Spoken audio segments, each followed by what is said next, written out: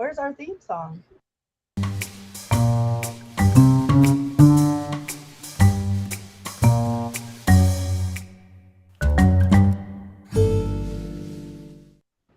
Hey everybody, it's Wednesday. Grab your goat, grab a drink, grab a blanket, grab your popcorn.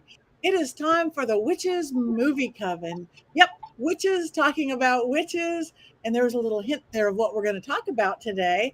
I am Patti Negri. I am one of your hosts. We are here with Richard-Lael Lillard, Courtney Buckley. Jason Mankey is in and out because he's lost in the woods somewhere. Heather Greene, special guest Dodie Graham McKay, and you. I'm going to turn. We did lose Richard. He's lost in the woods. Witches. Talking about you, we get lost in the woods. Hi everybody. We do want you guys talking in the chat room because we're looking and we'll post some. So we are going to do WandaVision today. I can't explain it, so I'm going to let Richard-Lael. So, yes, you know what? It's funny because it is Disney and it is Marvel. And anyone who knows me, those are two things that I don't know very much about.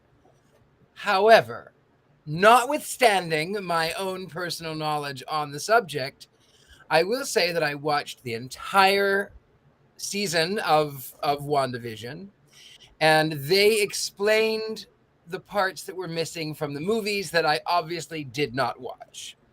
The long and the short is that it starts off with a young witch and her robotic husband in the 1950s.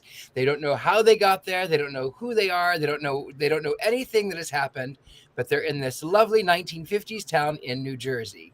And then things begin to change and things get strange for even the witch and her robot husband. And then color comes in and they find themselves in the 60s and then the 70s and the 80s, the 90s and the 2000s. And you find out through the course that, yes, she really is a witch. Yes, her husband really is this robotic, I don't know what he's called because, again, I don't follow it. But he is this robotic being that was killed by this Thanos. I didn't realize who that was, but it tells you in the movie. Thanos is this bad guy who kills people with like blinks and snaps of his finger and whatever. Anyway, so kills this guy. She brings him back to life. She has rescued him and brought him to this bubble that she has created. She wanted this perfect world, and she created this thought version of him. She didn't actually bring him back to life, but the memory was still there. And then, of course, trouble ensues. The government is trying to figure out why this thing is in the middle of New Jersey. She feels like she feels this instant humanity, and she has to break the bubble, allowing everyone to escape, and unfortunately allowing the U.S. government to get in. And then she must make the decision: do I save my family? Do I save the people of this town?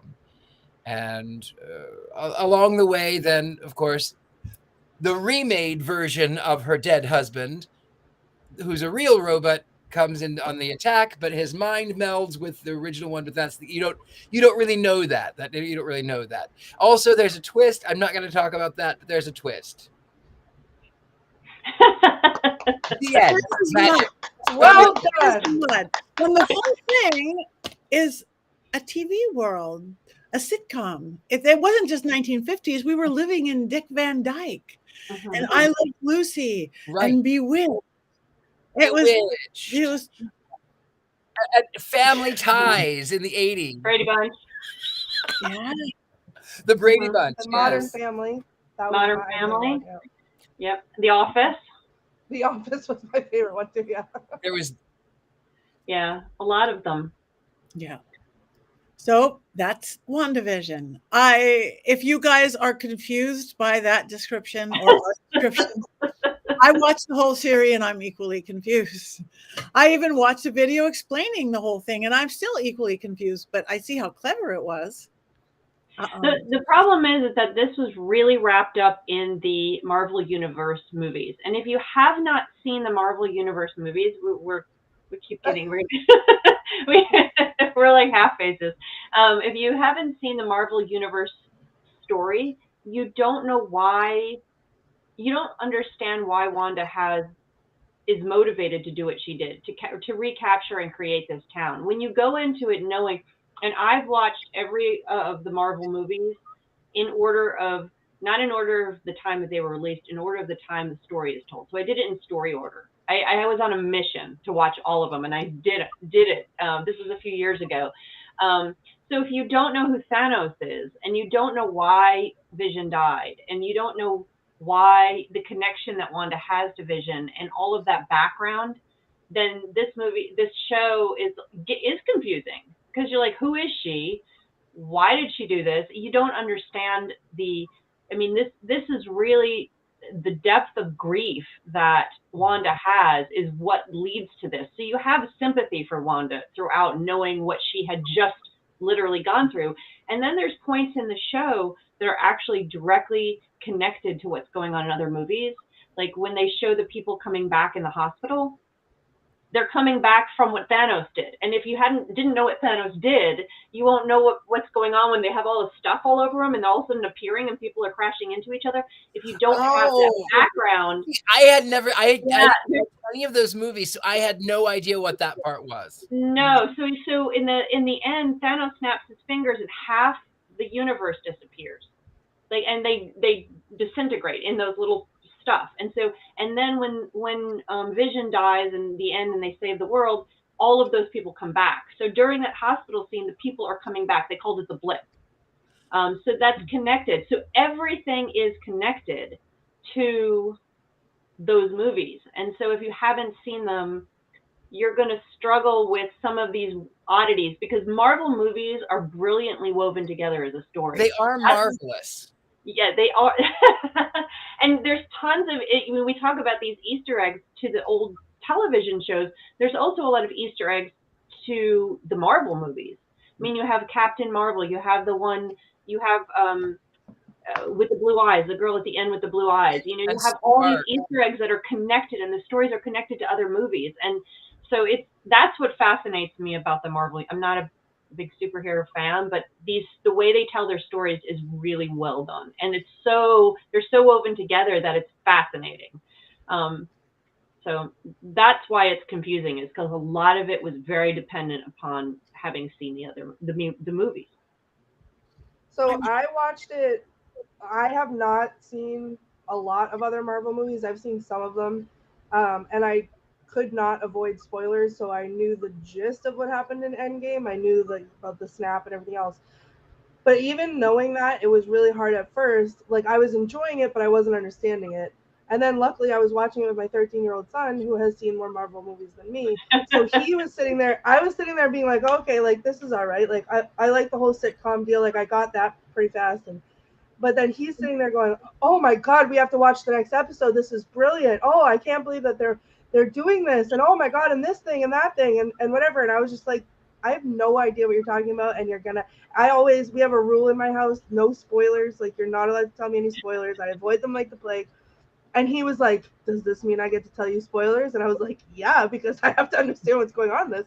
So he was in all his glory. But then it was like, even without knowing really the whole story behind it, having not seen it and not had that connection with Wanda before watching this, I do feel like, as like a human, as a mother, you know, going through this with her, seeing her, you know, her backstory with all of her trauma and everything like that towards the end, you know, I was fine, and just like I was thinking of, you know, oh, I'm gonna have to wear my Heather shirt. Like, I didn't mind it, you know, the whole time.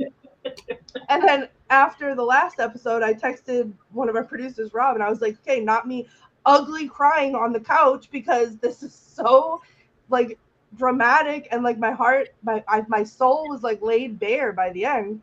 And it's, you know, you feel they did such a good job, even without knowing all of the things, making you feel that grief along with her. Like, my heart was so heavy. It took me, I had to like recuperate after watching it, because watching her put her kids to bed at the end, like Aw. lost it. Like I was a sniveling, snotting mess. Because they were only thought forms, and they could not exist outside of her little bubble. Yeah.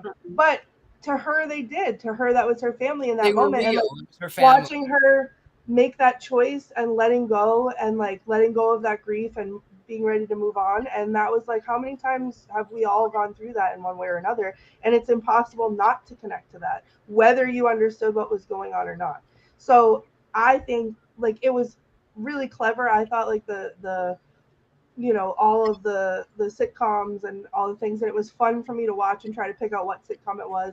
And then in the end, when they started putting the pieces together and this thing meant that and this thing meant that, that was like, I was into it. I was on the edge of my seat at that point, whereas before I was just kind of going with the flow. And then by the end I was heartbroken, but in such a beautiful way. It was so moving. And then I have to talk about my favorite character, Agnes. And there's the twist. I love Agnes. I am obsessed with her, and I've heard that the second season is going to be about her, and I could not be more excited about it.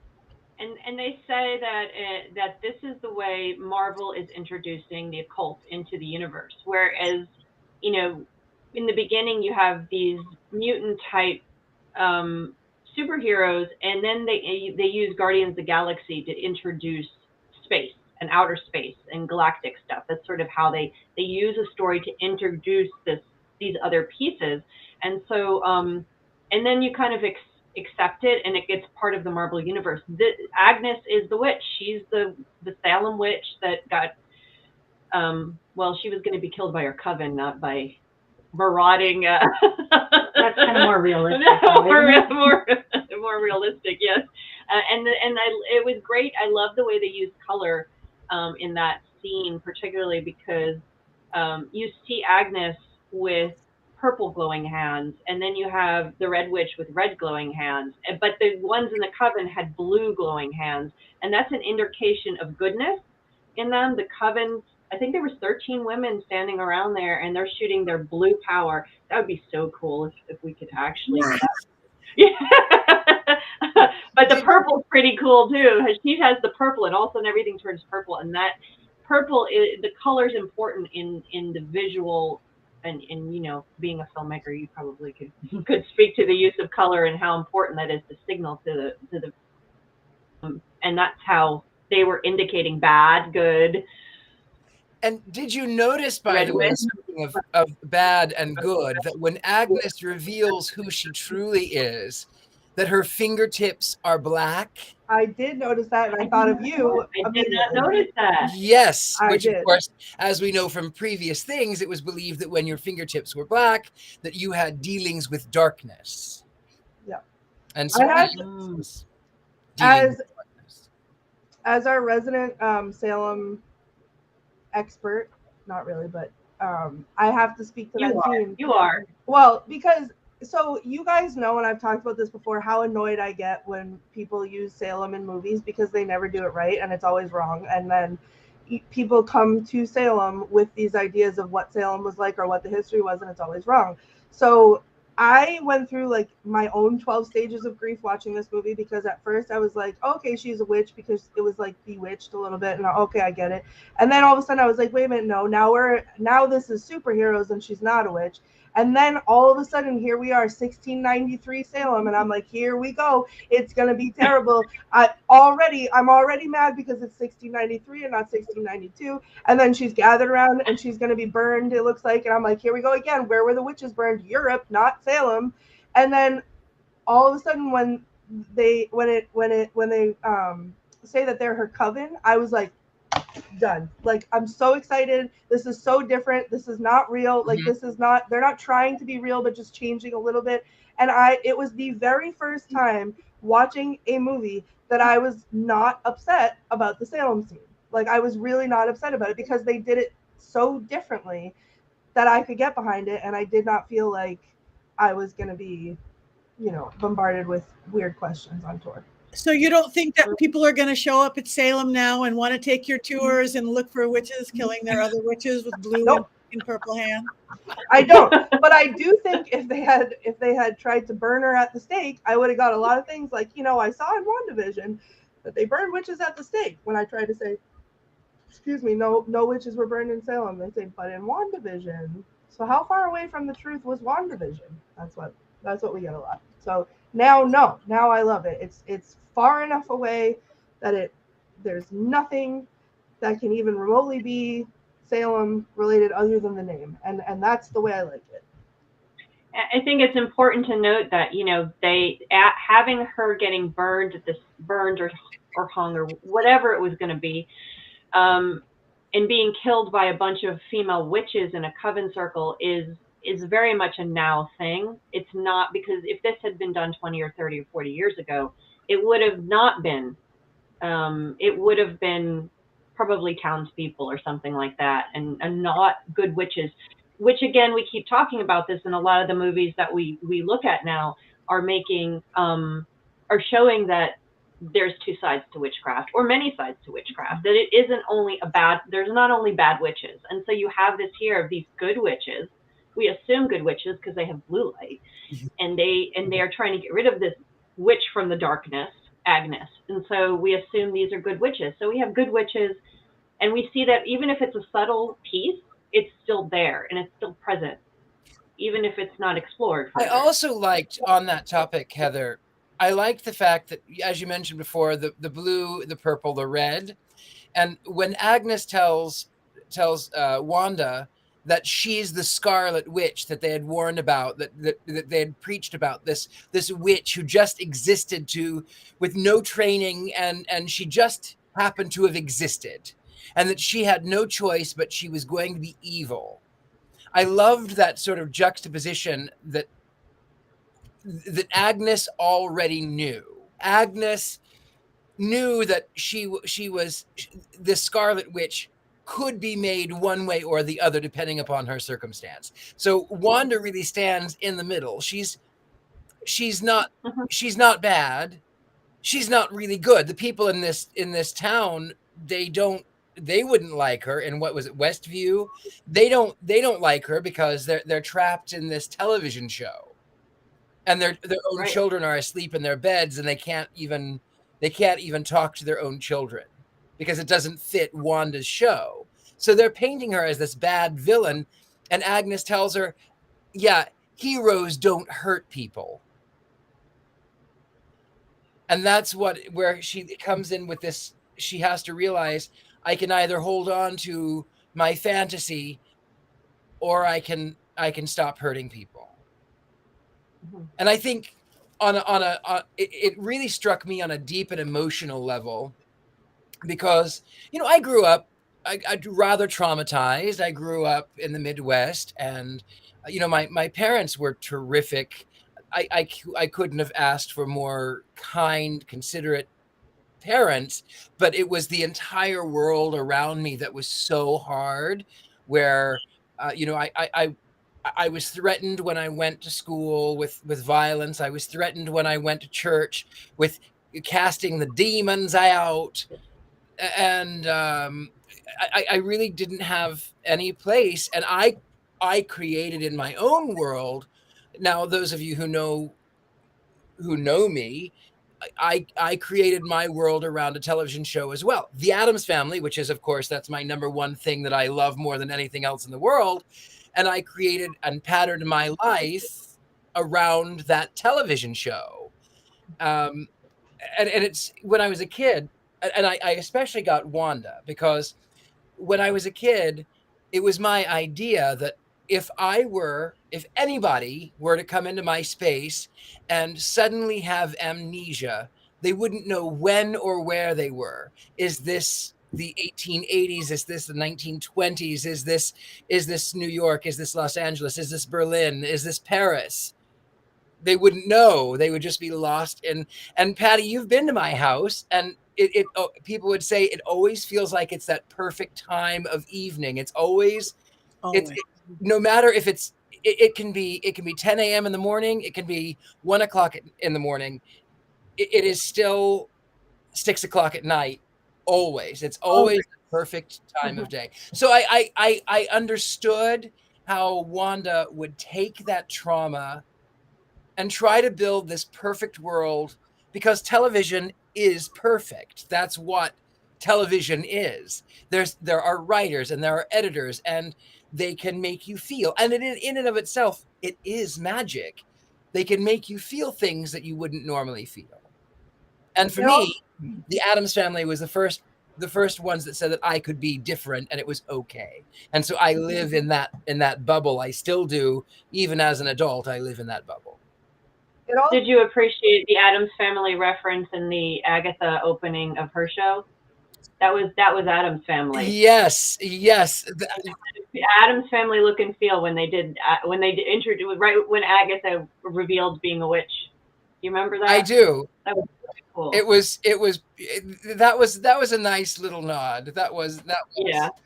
That was. Well, it's either going to be that or Bewitched, and they chose that one. It made much more sense to do an Addams Family one there. Well, and again, because Wanda was really playing Samantha, she was really bewitched. Yeah. And so it would make sense that the only other time in the 60s when witchcraft, it was either Samantha or it was Grandmama or it was Granny Frump or it was Morticia, or it was a little darker. It was a little bit more sinister, even though they were, it's they never do any killing on screen. That's sort of as an Addams Family. Break for commercial. Yeah, well, I appreciated all that. I enjoyed every bit of it, even though I really didn't understand. I'm not a Marvel person, but I am a TV sitcom person. So I totally appreciated that. And I watched the entire thing beginning. And it was like, for me, not knowing the Marvel, every show was a completely different show. Every show was, yes, you had this continuing, but even Wanda changed as she's going through her ups and downs and the grief is taking over. It was like, okay, it's a new show on. I've never seen this show before. What are we going to do? But I like that. I like that a lot. And then at the end, it does start pulling together. Oh, okay. I still don't understand it, but I like it. It is. It still is complicated. It's still very much woven into what the direction of where this giant Marvel universe story is going. And so we're getting into, again, the occult is coming into the universe, just like they brought in space, which when they brought in the space thing, I had a real big trouble with it. I'm like, what? This is getting really weird now. But I went with it. You just kind of roll with the story, and the way they interweave it is brilliant. And I actually have to go back to my son and say, remind me who's that, who did this. But the one thing that backstory with Wanda is that when they first find her, she is actually working for the bad guys, and I can picture their logo, but I can't think of the name right now. And someone, I'm sure in the chat, will put up the bad guy's name, and not Thanos, the organization. And so she was working for them with the brothers. So she winds up being problematic for them, and then she winds up causing an accident with a lot of problems for the Avengers. So that's how Vision, Hydra, there you go. See, you knew someone was going to be there with that. So then at another point, she causes this accident and then causes a lot of problems for the Avengers. So they wind up putting her in house arrest, and Vision watches her. And that's when their relationship starts to develop, and it sort of sticks through it for the rest of the movies. They have this relationship.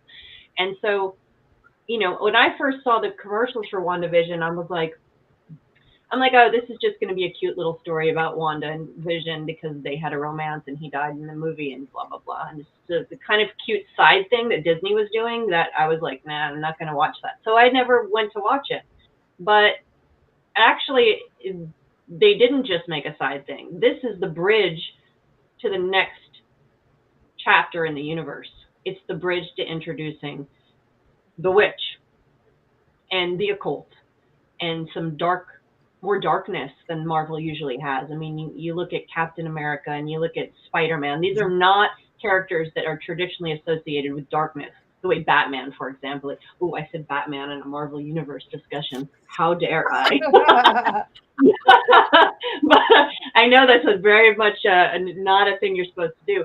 But Marvel Universe doesn't really have the darkness with its and the complexity of its characters. Maybe a little bit with Hulk, but he's not really.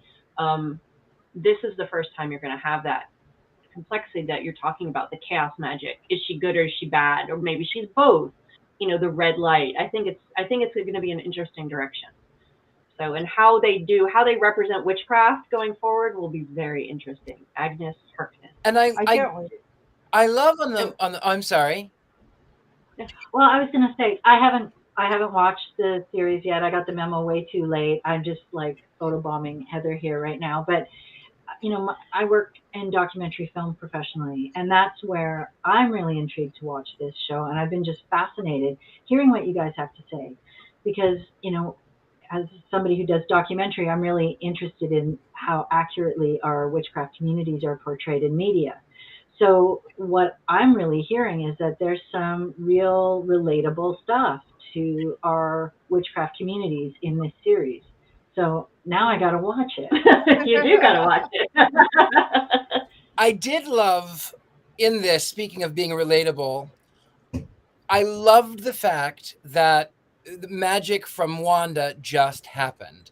And she says, but I'm not a witch. I'm not a witch. I'm not. Well, that bomb, it didn't explode because why? Well, it was defective. For 3 days, it was defective.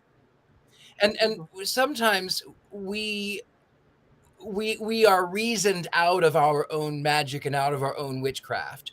Oh, well, that just happened because of chance. Oh, well, you know, maybe it was just a fluke. Maybe it was just something that I wanted, but it was going to happen anyway. But what I also love is that you can develop it depending upon your circumstances. If you have a natural, innate witchcraft in you, you can hone it. You can build it. Even if you don't know the technical terms, even if you haven't read all of the books, and even if you don't know what the runes mean, and even if you wander into a room that has runes all around it, and you don't know that you can't cast a spell there, you know, you learn these things as you go, and that's what Wanda does. When spoiler alert, when she has cast Agnes into the sky, and Agnes says, okay, now I want more of your power. I want more of your power. I want more of your power. And then she says, okay, cast a spell. But she can't, because the clouds reveal that now there are runes in the sky. And Wanda repeats what Agnes had taught her is, you can't cast a spell in somebody else's space if there are runes there to protect the original witch. So you can learn witchcraft. You can hone your skill, even someone who is naturally gifted. Well, this is really interesting again to me, documentary hat on my head, is, you know, I was obsessed with Bewitched when I was a kid. I loved Samantha so much, but I can't say that she was really inspiring me to become a witch. She was inspiring me to watch television and be entertained by somebody who presented a very interesting form of witchcraft. But I'm fascinated to see this series now, because it sounds like there's something so much more relatable, so much more imminent and relevant to how we really live and how we really practice witchcraft. So, and that's totally what I'm hearing Richard-Lael say. Like, that's great. Yeah, and having the good, and that's the important switch that we've seen over the last 15 years, is that there is good witches and bad witches and maybe witches, because you see it from 2010, 13 on to now, about the last 10 years, we're starting to see that moral complexity when it comes to a lot of things. We see bad characters becoming heroes, the anti-hero. We're seeing a lot of more complexity in understanding morality and ethics and the things we do in a lot of movies. There's a lot of that going on, specifically in witchcraft. So if you go back to Beautiful Creatures, the movie which one day we probably will talk about, there's that same discussion. Are you good or you bad? At the age of 16, will you go bad or will you go good? And eye color was the indicator.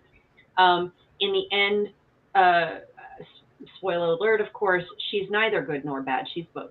And so you see that in Sabrina, the series Sabrina. Also, you have no character is perfect. They're all making mistakes. They're all doing bad magic and good magic, and they go back and forth and back and forth.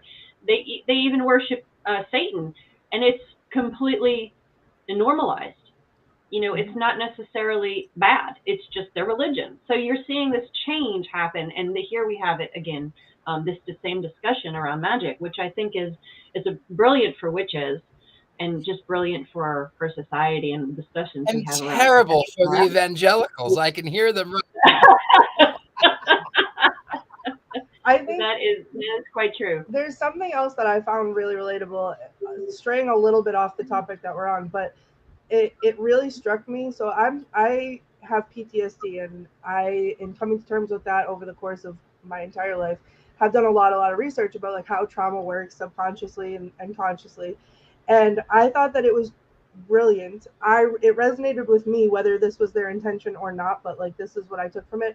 When she's, you know, she's at home with her family when she's a little girl, and you know the bombs and stuff are going off outside, and the family's creating this nice little bubble for themselves inside, and it's going to be a happy family little night where they're going to watch TV.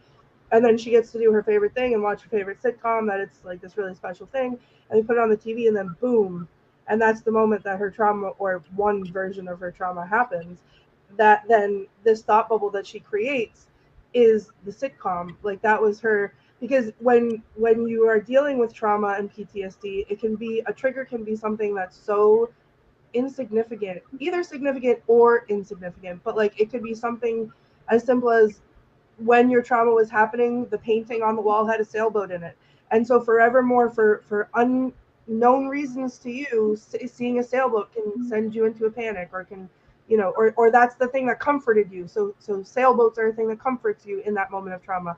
And it's those weird connections that your brain makes subconsciously that causes these things to happen. So when I saw that scene, to me, that's what it said. And it was like, it made all the sense in the world why she would pick a sitcom, because that's, you know, if she kept saying she didn't know why she had done it, or she didn't understand, and then watching her like fall to the ground and the grief come out of her, and like whatever, that's where it would go, because that's what made her feel safe. Like that was just so powerful to me, you know, from a human aspect. So that to me was really, really, really cool. I'm going to answer Robert's question about getting back to this, you know, having to watch the Marvel movies. I think you don't have to watch the whole series if you just want to see what's going on with the Red Witch story. And so I'd have to go back and remember where she first appears, and she's difficult at first. So there's like 2 or 3 stories where she is sort of center, she's just sort of on the side, where she gets involved, and then you have to watch the one Endgame and the one right before Endgame. So I can look those up and see if I can find which ones those are to at least get a sense of who she is. This is the first time that they're there, appeared in. There's the movies that they were, yeah. And I think you have to watch Age of Ultron. I know that. I think that's the one where she's first introduced, where they change over. And so, yeah, if you could watch all of those, it looks like 4 of them. Probably not Doctor Strange, might not be necessary, but they never really focused on her and a ton. This is the first time we really get a good, deep sense of her in a better way, and I think that's coming. And the first time she's really called the witch, because in most of the movies you assume it's telekinesis, telepathy, some kind of, you know, the mutant type thing that you get with some superheroes.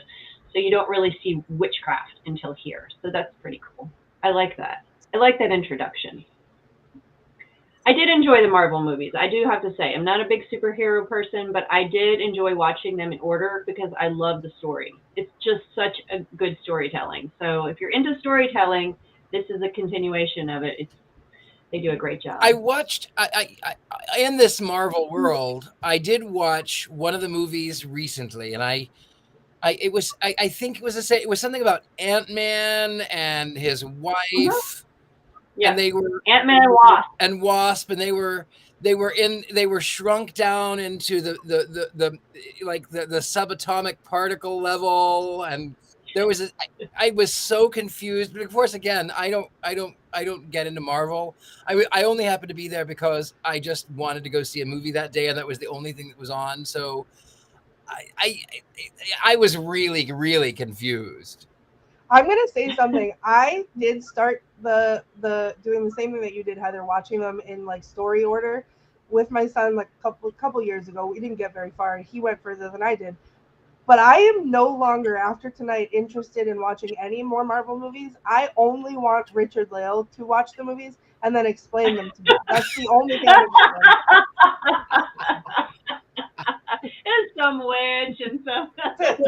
That's all I want. That's awesome. So funny. Well, I have to say is if you do it, don't do just get through the Hulk, and most of them are good. You just have to get through the Hulk, and I think Ant-Man and Wasp is also probably on the lower end of the spectrum. But they're not all great movies, but some of them are really good movies. But to watch them for the story, because it is this long, it's like reading a book, of a series book, and you just want to hear what's next. So I was really pleasantly surprised with this, because I didn't know this was continuation of the story that I had been following. So I'm like, okay, and now there's witchcraft, even better. I think WandaVision is pretty standalone. It can be confusing if you don't know what's going on, but they do a lot of flashback scenes, which helped even me fill in kind of what was going on. I didn't get the whole blinking in and out thing, but that makes sense that it would be Thanos. But I will say this, that if Thanos were to suddenly snap his fingers and take out however many of the population, think how easy the traffic would be in and out of Los Angeles. It was such a sad scene when he snapped his fingers and people started disappearing, and half the half the Avengers were disappearing, and I think I was in tears practically when Spider-Man, because he's the young boy and he starts to disappear, and it's just like we had by the time I got to those end movies, I had the whole fam. Everybody was in the room at that point watching them with me. I had everybody, and we were eating popcorn out on the back porch watching these movies. And it was great fun. They did a good build-up job. And Wanda becomes a pretty big player towards the end. But you have to watch Wakanda. You have to watch the there's so many of them, and some of them are standalone, but they all weave together in the end. That's what's great. You can watch a standalone movie and think, oh, this is nothing. No, it does have something to do with it. There's little things all over the place. It's a soap opera. It kind of is with monsters in outer space and a couple of gods and all kinds of things. I mean, come on, it's fun. And witches. And now witches. Yeah, witches. You've got spacemen. You've got gods. We've got guys in really cool outfits. So, yeah, it's very good. Ms. Marvel is all about the djinn, says our producer Rob. I did not know that.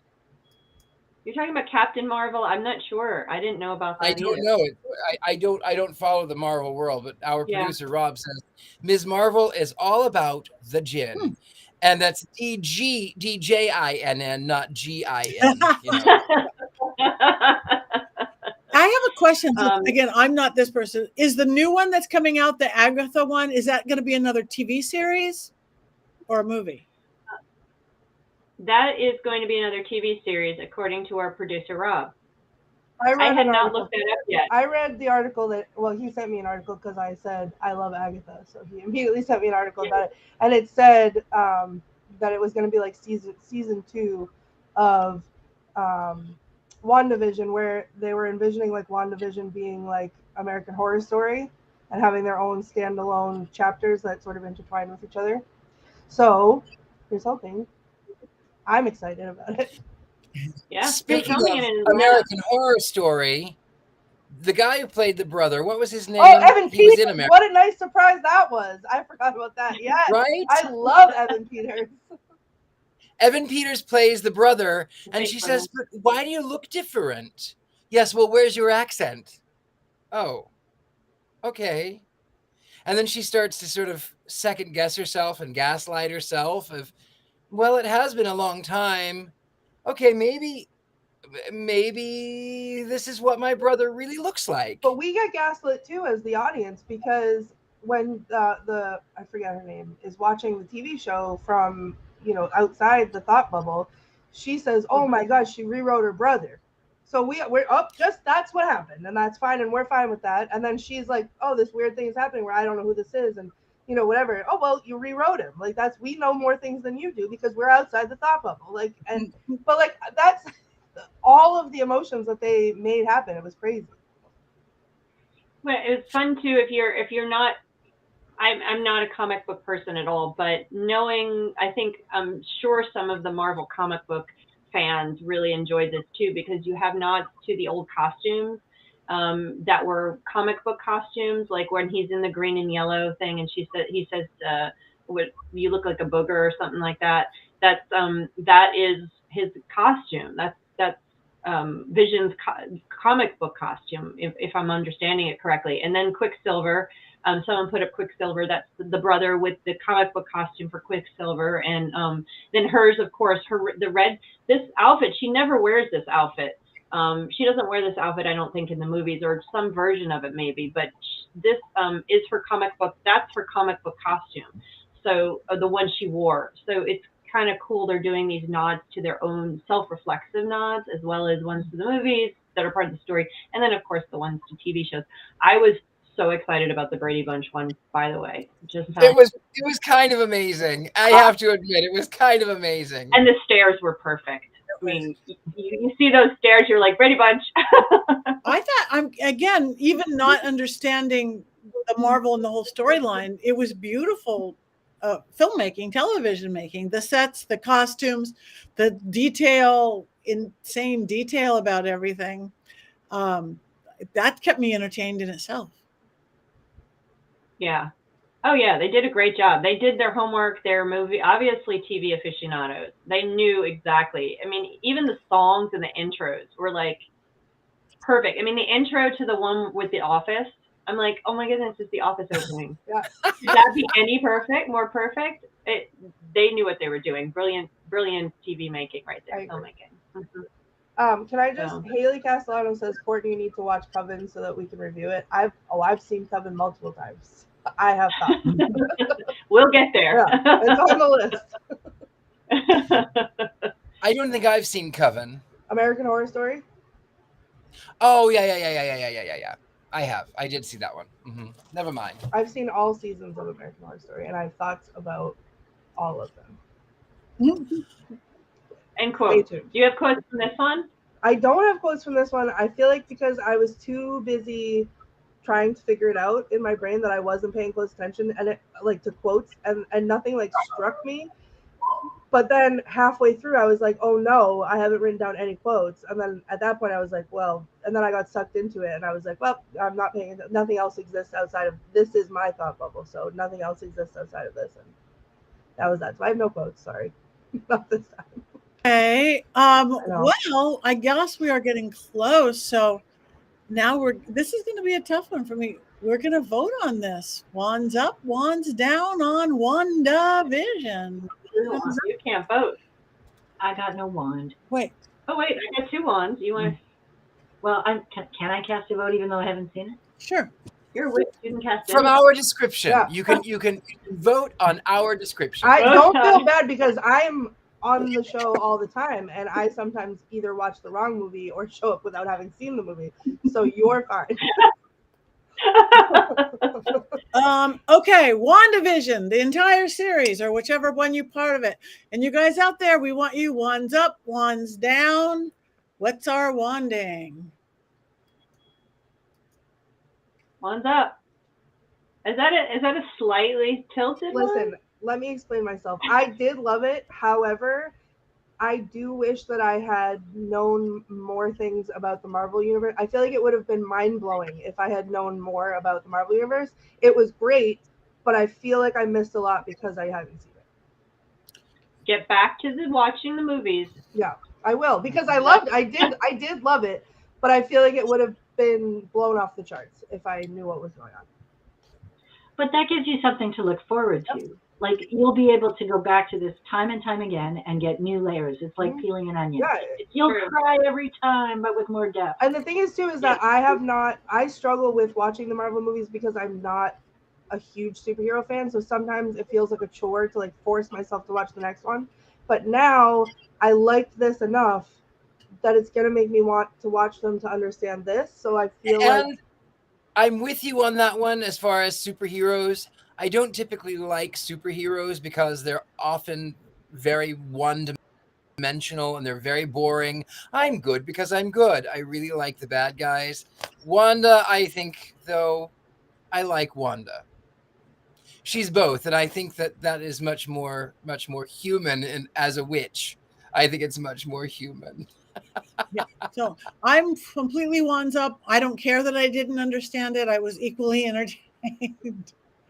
So, and it's like a new show every hour. Okay. So I like that aspect of it. Everybody out there, some of you are voting. Haley's up and down, so that's a mixed one. Neutral. Robert went to neutral. We got a side. Well, I think someone noticed, they said they didn't watch it because they had problems on Netflix. It's actually on Disney too, and I don't know about Netflix because I went to Disney because I get Disney through my cell phone service or whatever. We get it, so I have the Disney, and so it's there as well. So if you can get through Netflix, you can get it through. I think there's a couple streaming services that might have it. I don't know. I did Disney. I thought it was the Disney Plus original, so I feel like is it? Oh, maybe it is. I don't think maybe it's on anything else. Okay, so it's Disney, yeah. I would like to give a wands directly up to Agnes's theme song. Oh yes. Oh yeah. It was like that one. It was very much an Addams Family theme song, wasn't it? If I remember. It was Agnes all along. Yeah, it was Agnes all along. Our producer Rob wants to know if this could become a musical. Heather? Oh. I hope not. Yeah. I love musicals, but I'm so scared when the producers and filmmakers decide to start switching the medium or the storytelling type. It doesn't always work really well, and I get really nervous. So I'm like, let's leave this one not as a musical, please. It would not work. Would it work like in a Buffy thing where there's like one episode that's like an epic musical episode? One episode, maybe.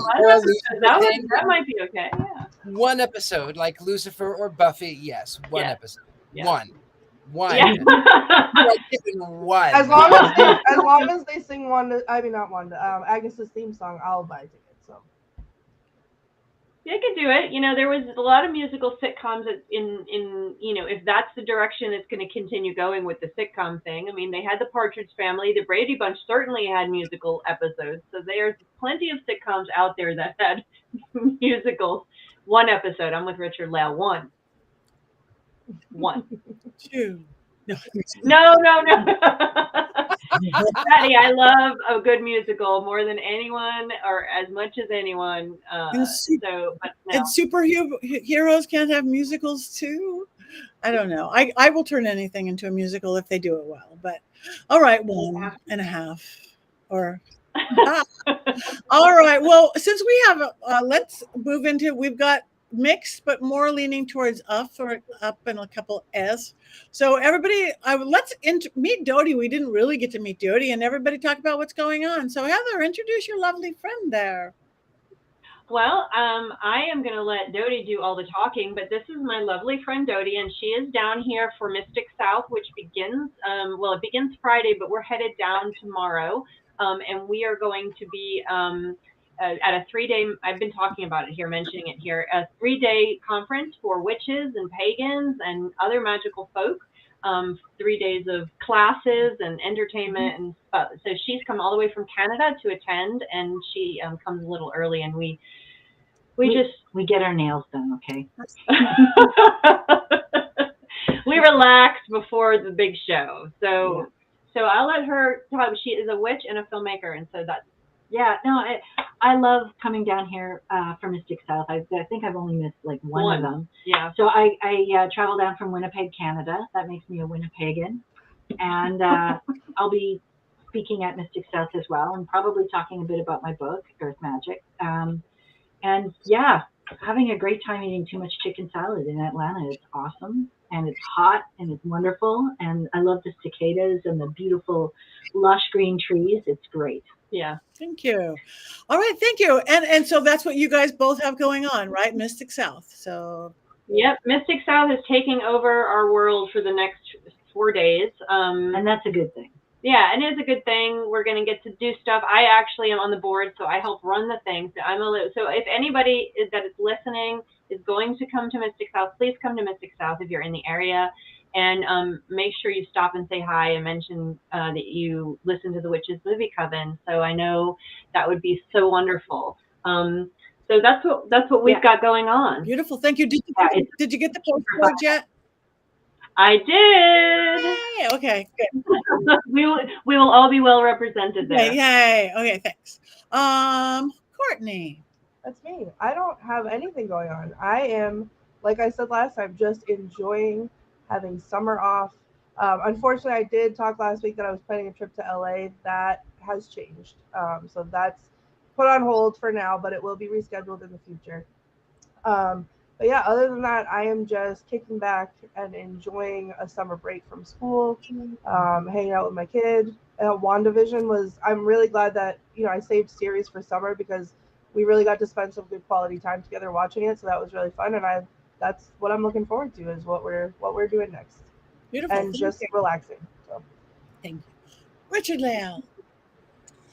Well, I will be in Atlanta on the 2nd of September, where I will meet Ms. Heather Greene, but it's actually for the debauchery ball. Get your tickets now. You're going to make certain that you have those. I will be in Youngstown, Ohio, the end of October. And I also have some news about New Orleans, but that's going to be announced another time. But get your tickets there. Make certain that you do. It's going to be a lot of fun, burlesque and dancing and a live band.